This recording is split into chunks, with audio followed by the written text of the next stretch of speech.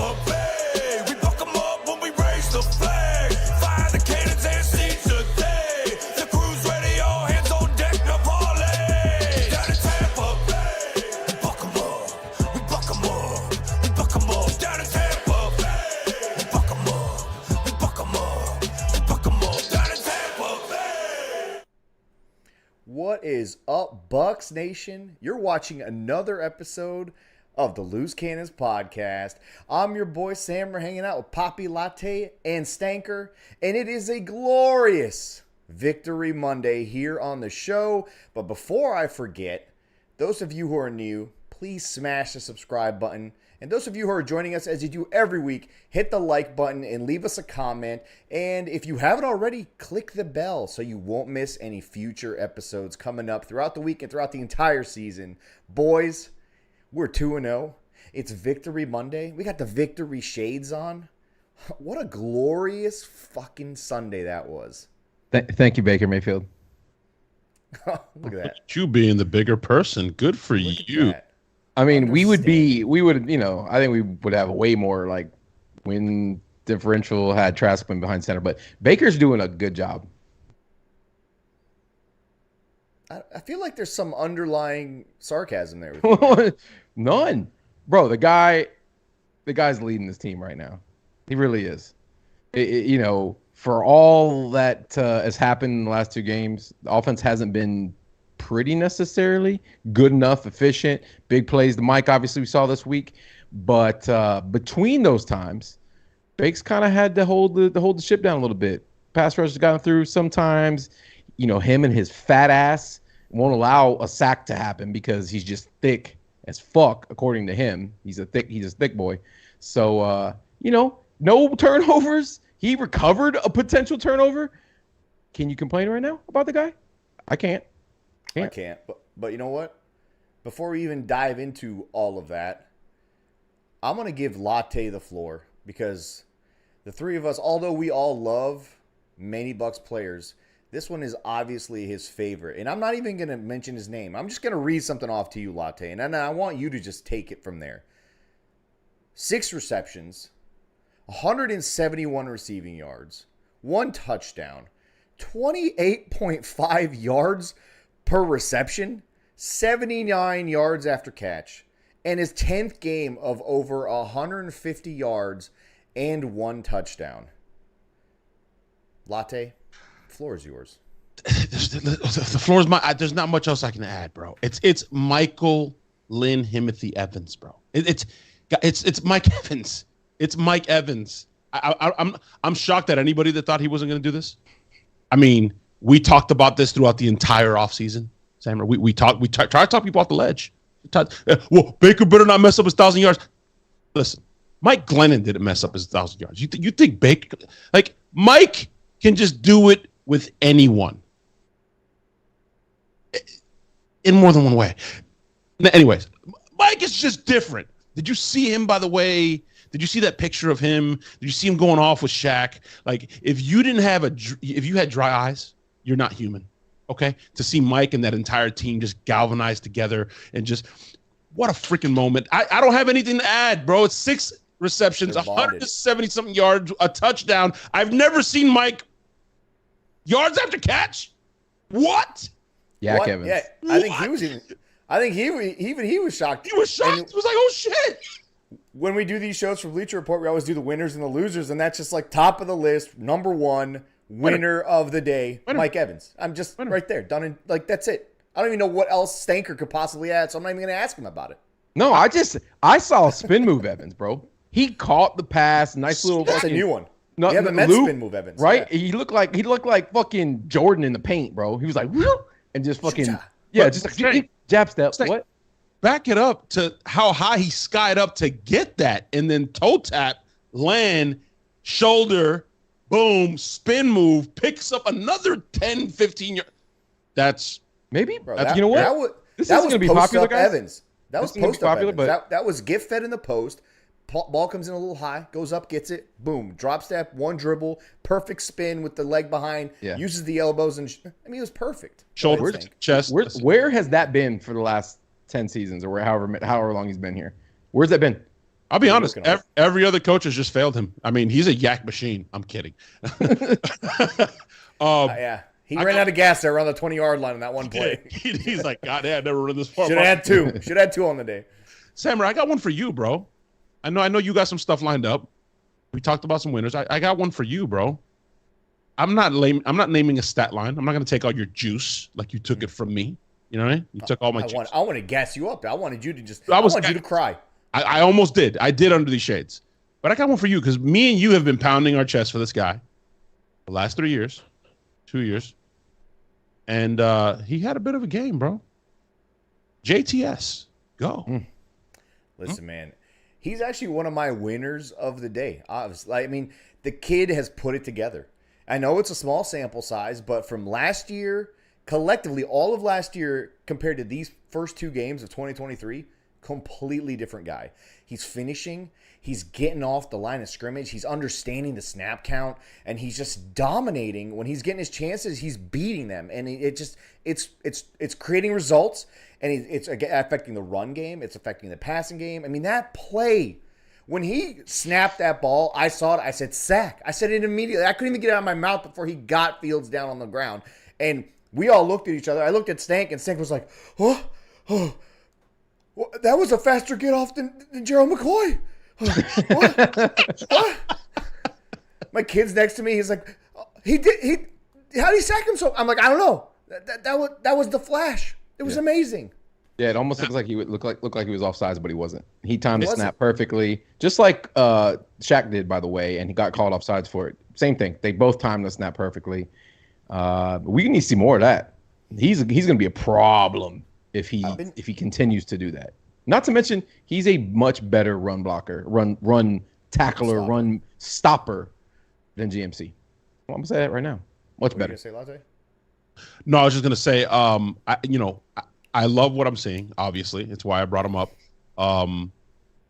He had a great game yesterday. I mean, the only thing that I can say in the development is we're 2 games in. Everybody take a breath. This isn't negativity. It's just the next thing I need to see.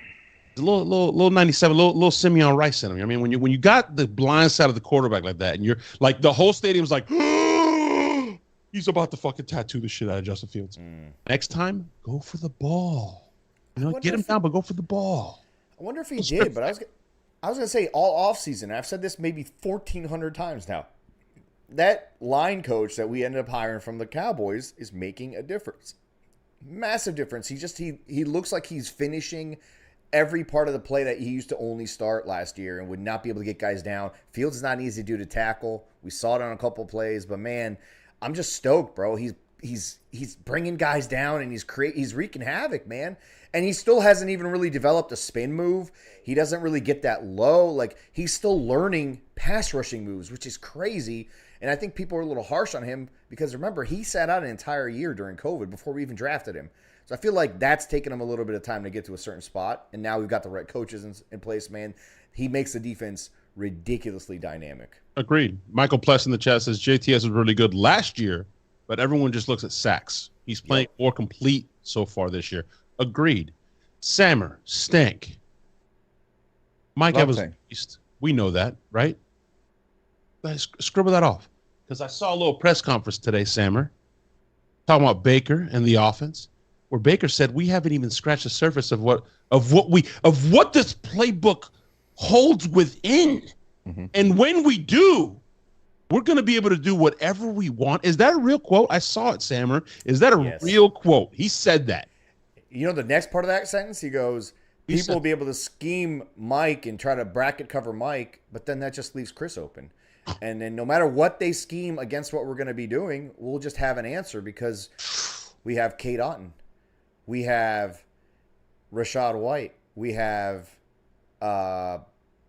his name just escaped me for no reason. Number 44, the youngster, the rookie. We've got John Tucker. Sean Tucker. We got Trey Palmer. We've got little Devin Tompkins, like these, and they're still learning the offense. So by the time they get to a certain point, it's going to be like, throw whatever you want at us. We got an answer for all of it. That's what he said. Go ahead, bracket Mike Evans. Then I have Chris. He basically said Mike is eating the league up right now, and when you guys figure out how to stop him, we haven't even looked at Chris Godwin. Chris Godwin's been the forgotten man for 2 weeks, basically, outside of a couple of clutch catches, which have been unbelievably clutch, by the way, on third down. But this is awesome, dude. This is the most excited I've been for a Bucs offense since we hired Les Steckel. Since Dirt Cutter. No, Les Steckel. Shut the hell up. No, I was. Wait, no. I mean, think back we're to excited. what you were talking about with Baker. He also said that we likely won't see this full offense until about mid-season. It's going to take that long to install everything that Dave Canales has in store. So each week, it's going to get a little bit more complex. We're going to add some more tools to the bag. You and I, actually, us three were talking about this in the chat last night. Like, are we holding back for Philly? No, man. These guys are just getting up to speed slowly, and each week they're going to show a little something more.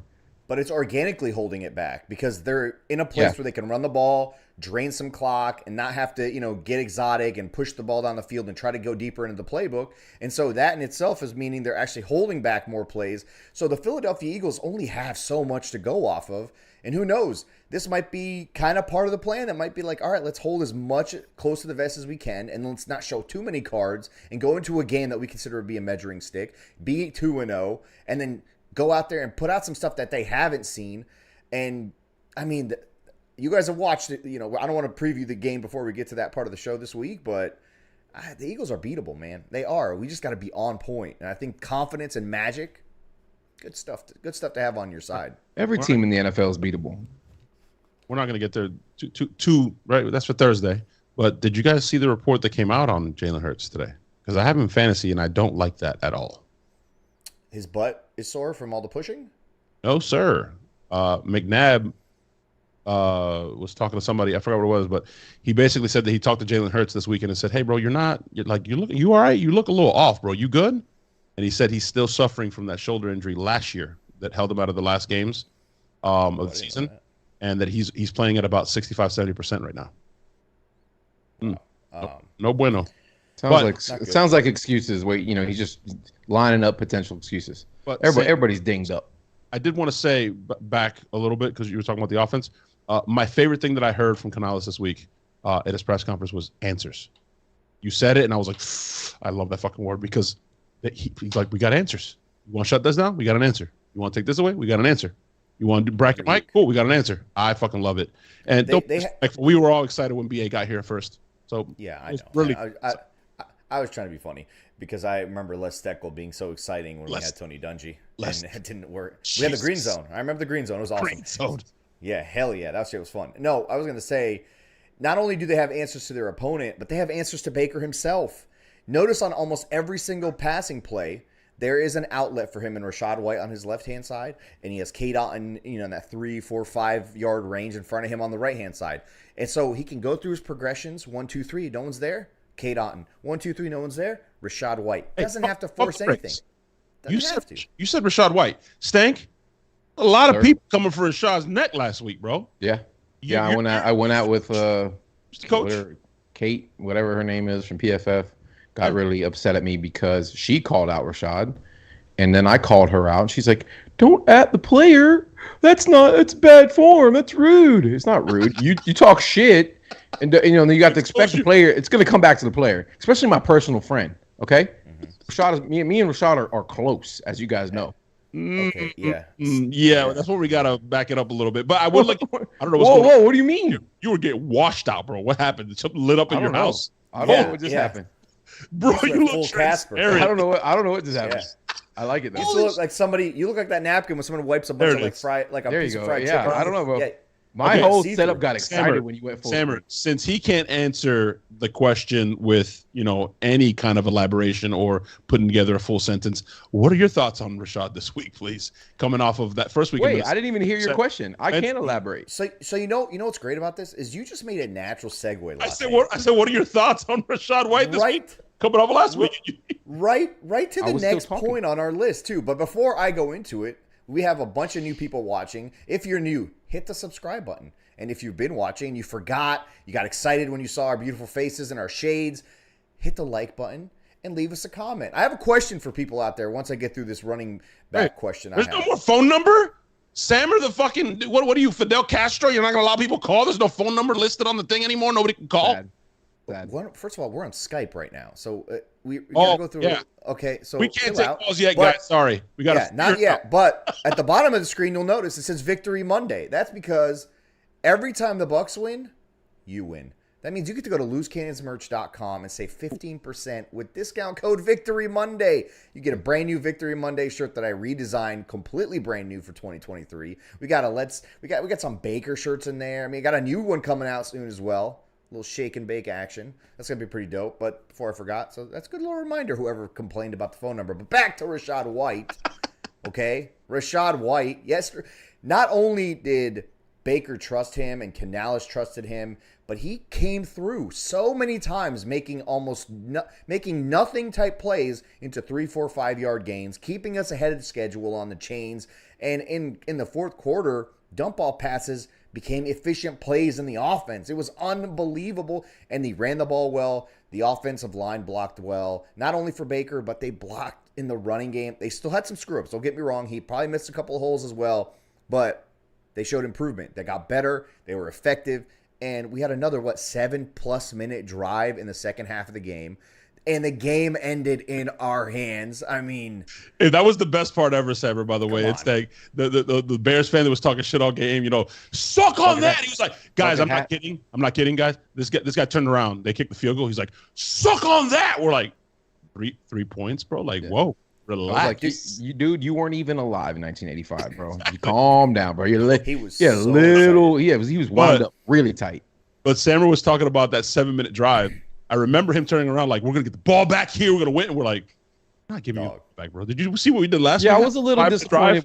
We even allowed them back in the game, though, Latte. That annoyed me. At the end of the game, we had 2 possessions on offense where we shouldn't have never even allowed that. We shouldn't have had to need Shaq. Right, those stuff come up with the game saving play on the goal line.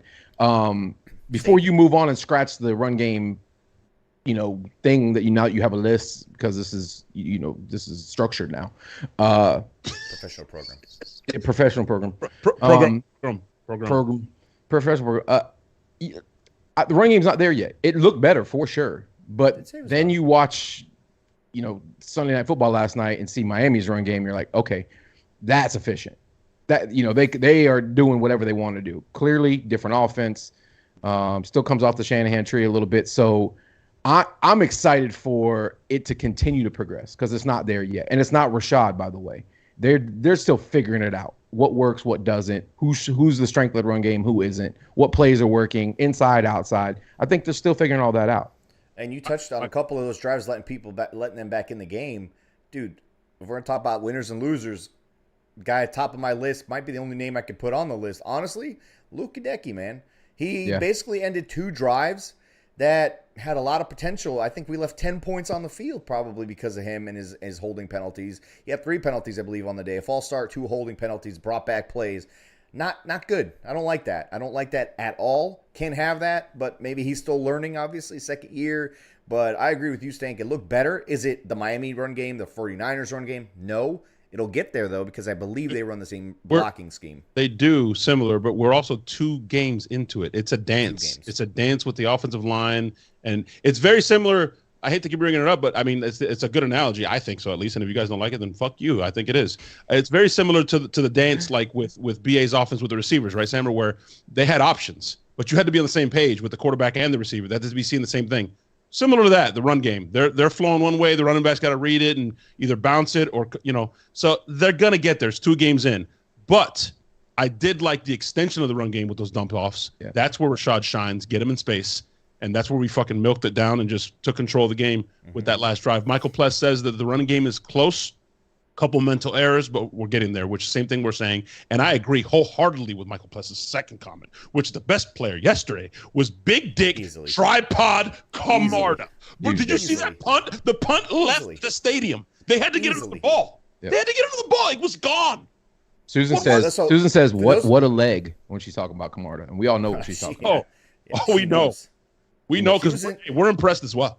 She was in Dallas. She knows. Listen, you know, if you've been to the stadium, they do that bomber flyover before the national anthem or during the national anthem. All right. So if that had happened during the punt, Camarda would currently be sitting in a very dark room somewhere in DC right now. Okay, he'd be in a lot of trouble because that ball literally left the fucking stadium, like Latte said. I mean, it was not fair. It went 72 yards, and I think he was actually, if it probably would have gone farther if he wasn't trying to pin it at the one. Sammer, you remember those old ESPN that wasn't videos? even the best play of the day. The old ESPN commercials where Michael Vick would throw the ball out of the stadium. Yeah, those are the old fantasy football commercials. Yeah, or that tight end for the Redskins would catch it through the drywall, right? Yeah.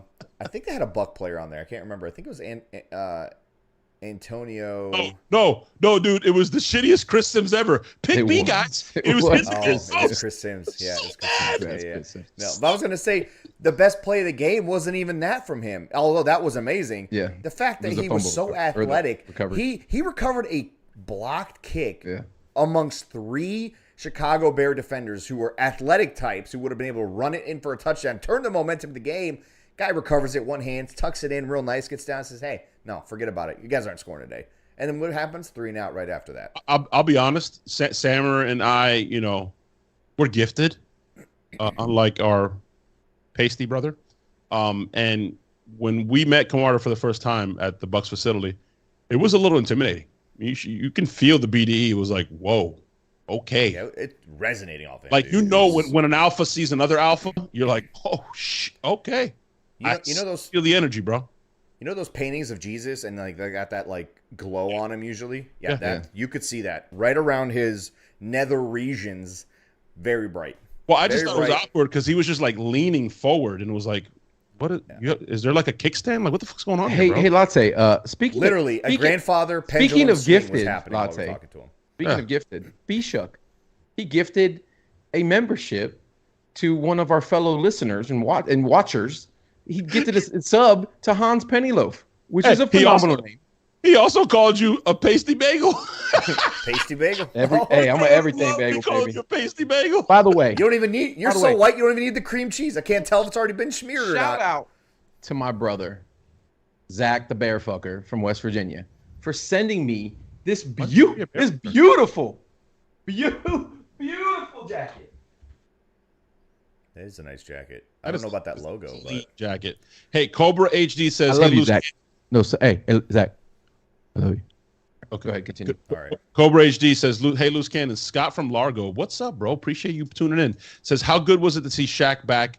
Huh? Question mark. Listen, I said it earlier with the Mike Evans. Mike Evans came running onto the field and that emotional moment, and he's going off, just the whole team. But I'd be lying. Stank looked over at me. This is close to us, right? We've been lucky enough to develop relationships with some of these guys. And, let's just say, we're all fathers. It hit home what happened. So I would be lying 100% if I said that there was dry eyes in our section. Stank looked over at me and he's like, man, how could you not? And he just cracked, and I cracked. I was like, I can't look at you right now, bro. And just, I mean, what an off season for the guy, man. The Achilles and the injury and rehabbing, and then the terrible tragic story. What a way to season for him. But just beyond that play, he had an awesome day. Amazing day. Pressure. He could have had 3 sacks if it wasn't for a couple holding. It wasn't an offsides either. And they were holding. Yeah. Oh God, that touchdown drive that was holding on two straight missed calls. They basically shouldn't have even scored that 17. It should have been at 10 the entire second half. But he had an amazing game. He's one of the winners, obviously, not just because of that play, but I mean, how about, like you said earlier, when the team jumps off the sidelines to celebrate with him, guys on offense, guys on special teams to go celebrate because they knew it was a massive moment, not for the team but for him. That's bonding, dude. That was such a good moment, and that's shit that like carries teams down the road. It carries them. They're like, that was an awesome moment. Just as a human, that was an awesome human moment. It was just, I have no other word. It was awesome. It was awesome. Somebody commented on that tweet. I kind of showed the sideline view of it and said like it's healing for everybody. Like everybody goes through terrible things in life, and like we can all empathize deeply with what happened to Shaq. I'm sick like physically ill for quite a while. So to see that moment, man, you just can't script that. It's therapeutic for everybody. You could see the whole team, like you said, run out there just to show him love, man, because they've all been in pain over that. Everybody in that locker room has been in pain over that. Just amazing for him, his family. I just can't say enough good things about the guy personally. As you know, we have a relationship with him, like you said, and man, I'm just so happy for him, honestly. You said a word there too, and Sammer's been saying that all offseason. So have I. Team. There's just something different. There's a different vibe. There's a different feeling. This is like, it's just different, man. They're having fun together. It's like one big family team, man. Team. They got each other's back. What? It's a real brotherhood. Somebody mentioned it with the Vikings game. You have the veteran leadership here as well, that when it did go bad in the first half, or not bad, it's just they couldn't do anything. Nobody panicked. Nobody pointed fingers. Earlier, Sammer, you talked about Canales saying, or Baker saying, they're going to bracket Mike. Guess what? We got answers. We'll go to Chris. You didn't see Chris pouting on the fucking sideline the way A.J. Brown was. Like, they're winning by 2 touchdowns. He's like, give me the fucking ball. You'd never see that from any of our guys, bro. We're winning, and Chris is just like, sweet. We're fucking winning. Awesome. And it's going to go, when it goes Chris's way, Mike's not going to bitch either. Cool. As long as we're winning, we're doing what we got to do. So, Lottie, we still have a locker room full of Super Bowl rings. These guys have been to the mountaintop. A good majority of that locker room has accomplished it all. We had the GOAT in the locker room. They know how to handle business. That's going to go on for generations now. What happened the last 3 years is just going to continue on. It may not always necessarily reflect in our win-loss total, but we have leaders in this locker room. And then Bowles is just plugging in other guys like Izzy in. If you saw the interview with him, how the hell is that guy just fresh out of college, bro? He sounds like a vet. How'd he go undrafted? That happens, bro. Good guys go undrafted all the time. But guy... That's when you've had to go through adversity. That's how you talk. Yeah. Because you know that your back has been against the wall much longer than the guy who's gotten drafted in the first round. Yeah. You didn't have to face the adversity you had to face all the time, and you're still facing it now. Yep. And that kind of leads to our next point, which is the Bucs defense. Go ahead, Latte, before I go into that then. The team thing, we talked about it. It's not just the Super Bowl guys, man. The minute Baker got here, you heard Levante was like, hey, man, we got your back no matter what. You do you. We got your back on our side of the ball to do that. And it's such a brotherhood, Stammer. This is the last one I got. We can move on. That even Devin White came out. I don't know if you saw that today. And even he doesn't have to address it again, right, guys? He already talked about it and said, my bad, da-da-da. He could have addressed it, moved on, and buried it, and that's it, no more. He came out and said, I got to reiterate, my bad. I love this team, man. He loves this team. I regret asking for a trade. I love this team. Holy shit, to bro. Piggyback off of what you just said, it was almost like Bake was the perfect guy for this team, right? You got a team that's going to be doubted because of who left the team.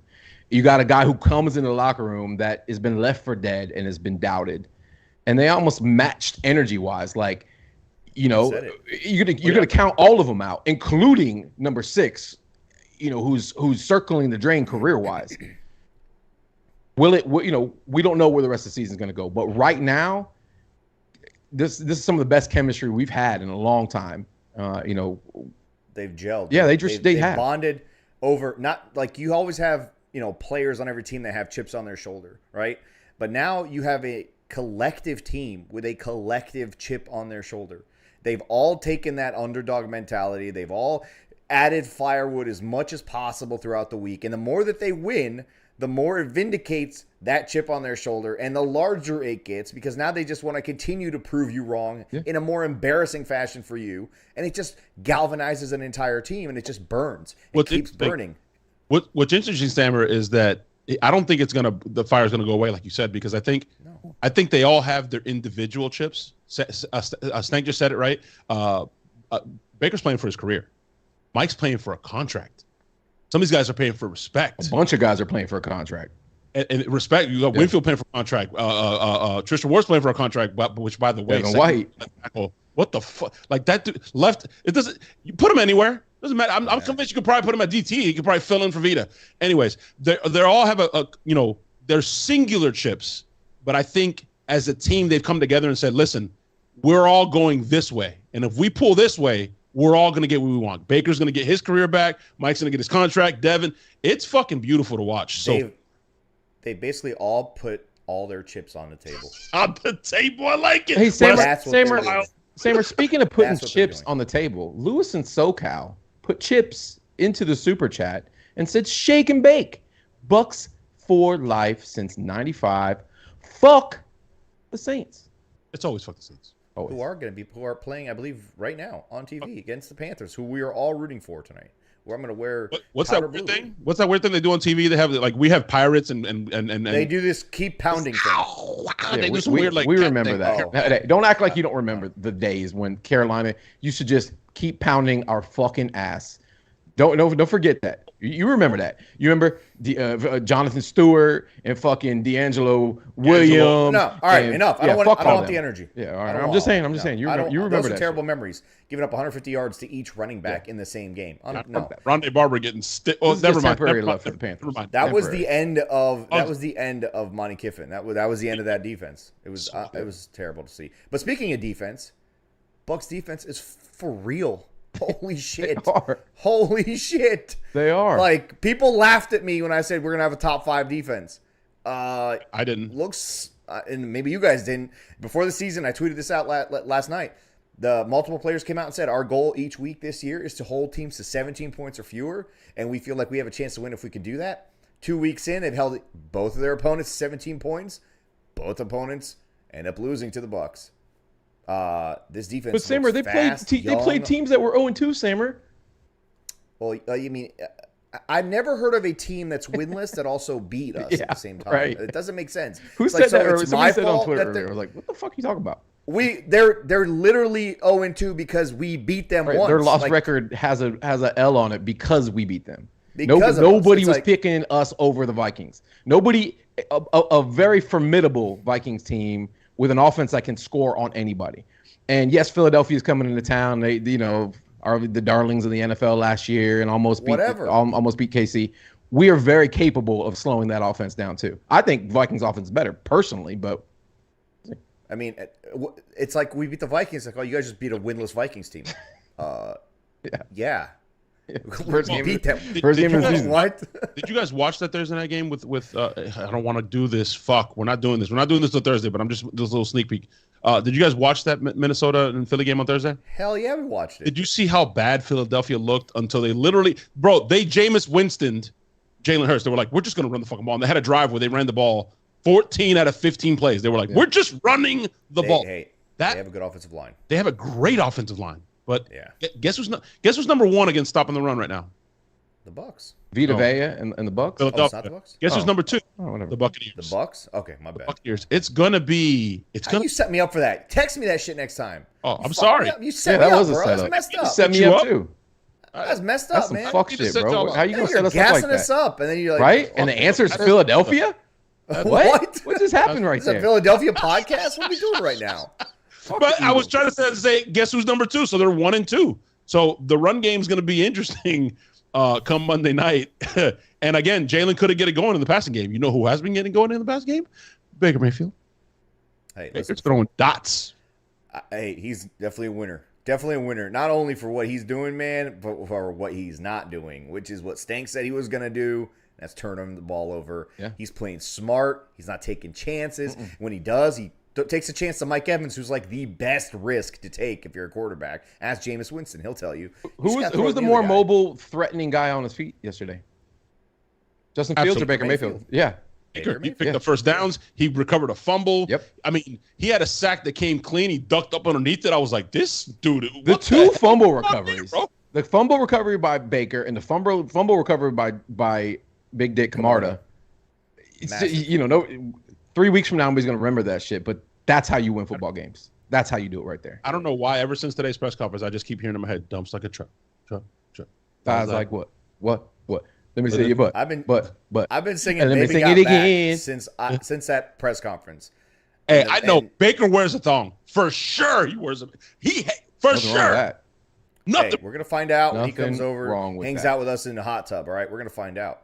I bet you All right, half we'll the find out. people in the chat room right now wear a thong. We know Michael Pless wears a thong. Sam and SoCal, I don't have pants. probably Commando. I told you I'm coming on fully nude. I had to wear the jacket that Zach gave me. King Cook definitely goes commando. Everybody in here got that energy, bro. Nobody in here is wearing them tighty whities. Maybe except for Jonas. I think Jonas is a tiny whitey guy. I wear thongs backwards. Yeah, I think Jonas does because he spends so much time typing out in all caps. It's got to be. So it's just everything's too tight. Yeah, Jonas, take them off, bro. Take them off. Yeah, absolutely. But listen, guys, we're 2-0. We're 2-0. Nobody said we were going to be 2-0. They said we were going to win 2 games the entire fucking season, and we said it 2-0. Caleb. 2-0. We already hit our win total, bro. We're already there. It's all downhill after this. From here on out, it's basically overachieving. I mean, what? We beat the fucking Eagles, dude. Gary Buff says he stops wearing underwear in April. Your last name is Buff, bro. We already know. You don't even you've already burned them in a fire in April, and then you don't get them again until winter. Is that your real name, Gary, or is that just your internet name? Hey, Plus did that say that a little earlier, and that's true. On the first drive, we all went on that throw over the middle of Godwin. That was a turnover worthy throw. Yeah, but to Mike? Was it to Mike? Mike patted his chest and said it was his fault. They counted it as a turnover worthy. It was a little high, and then it was turnover worthy. He did like it could have been a better ball in the right end zones, north end zone, right side, right for the Pirate ship to Chris Godwin. He could have caught a touchdown there, which he missed a couple. He missed that one. He had Mike Evans wide open on a touchdown. Yeah, he's not perfect, obviously. We're still learning this offense. And then Cade Otton down the seam when we're at the 25-yard line ends up being a field goal instead. We left like 14 to 21 points on the field. It could have been a bloodbath. It could have been a bloodbath. Yeah, the game wasn't even close. If you watch the entire game, that score is not even close to how that game actually felt. No, and I could see we went conservative. Stank's asshole was tight up. It was. It typically is towards the end of the game. B-Shuck knows, but we never rest on a lead ever. And we tried to do that. We tried to rest on the lead, and then almost came back to bite us again. Don't forget, like, there's hidden points. You can look and say, oh, the Bucs scored this, but we could have scored more against Minnesota too, but we ran the clock out. We could have gotten aggressive and scored more points in this game too, but we were trying to run clock. So, yes, we left points on the table. We probably left even more on the table had we been out there attacking instead of trying to milk clock. It ended up working out in the end, so you really can't be that mad. But, yeah, we can score points with this offense. We still have guys like Mike Evans. Cade Otton hadn't even gotten going yet. We know that they were singing his praises all offseason. He may be the answer to our red zone issues, but we're just scratching the surface with this offense. That's easy. Just go to your guys, man. Stop getting cute. Go to 13. Go to Rashad. Yeah. Mike Tom knew that. As soon as he got in red zone, he went right to 13. It's easy. Just go to your dogs. I haven't rewatched the game, but did we really call a quarterback draw? Yeah, we did, man. I watched it last night actually, but I was gonna say I don't think we went conservative per se. We did purposely try to bleed the clock, but I think it's based on the opponent. You're like, listen, these guys aren't going to score on us. Yeah. So there's no need to do anything more than what we're doing. We're running the ball. We're being efficient. 7-minute drive. I can never complain if we pull off a 7-minute drive. I can't, because we're doing exactly what you're supposed to do. Just win the game. Who cares? But I think against a team like the Eagles, we're not going to be like, yeah, we're happy with a 10-point lead halfway through the third quarter. I don't think that that's the case because of Canales. Canales' mindset is much different than that of Todd Bowles, and Todd has clearly trusted him to do almost whatever he wants on that side of the ball. We've got him for fourth down. We've taken risks that Todd Bowles would never have taken last year. So I think it's opponent-based. So relax there with the BTSD, Stanker. Don't make me mute you, Ryan G. Don't ever type that in the chat room ever again.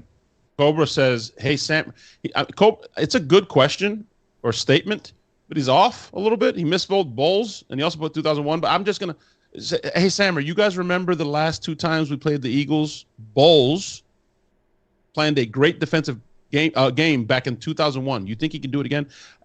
2001, that was Monty Kiffin and Rondé Barber. But anyway, listen, the last 2 times we did play the Eagles, it was a great game with Bowles.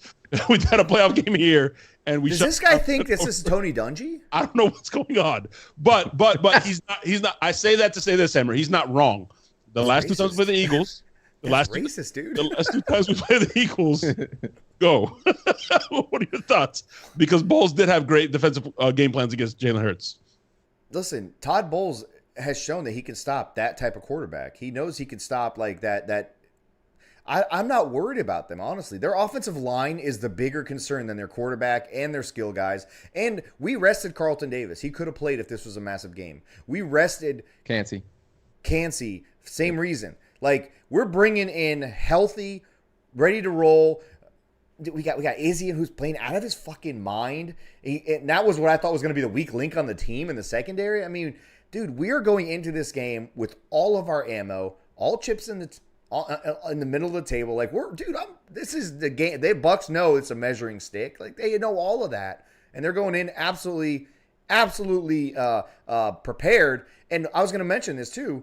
How disciplined is this team on both sides of the ball for the first 2 weeks of the season, guys? Defense especially. I mean, penalties nowhere. I mean, and when they are called, they're basically garbage. They're bullshit.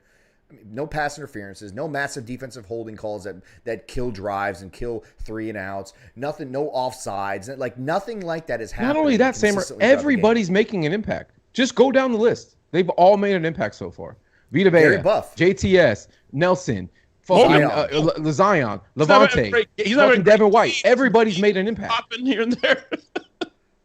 And we haven't even seen the full potential of the guys like Yaya Diaby, who almost murdered someone. He almost murdered someone on that field at the end of the game. He did. I mean, and then we had a play where we had Shaq in the 3-point stance as a defensive end or an edge rusher, and behind him was JTS standing up, and they were both faking who was going to rush.